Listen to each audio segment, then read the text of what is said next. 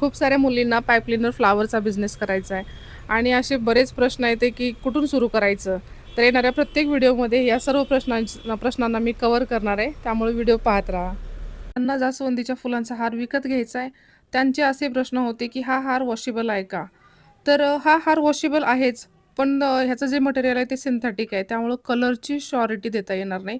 त्यामुळं आहे तसेच व्यवस्थित वापरून आपण जपून ठेवू शकता. वॉश केल्यास थोडासा कलर फेड होण्याची शक्यता आहे असं मला वाटते, कारण त्याचं मटेरियल सिंथेटिक आहे.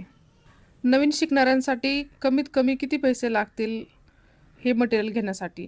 तर यामध्ये ₹500 भरपूर झाले आणि ₹500 मध्ये तुम्ही सामान घेऊ शकता आणि शिकण्यासाठी तर पुरेसे आहेत.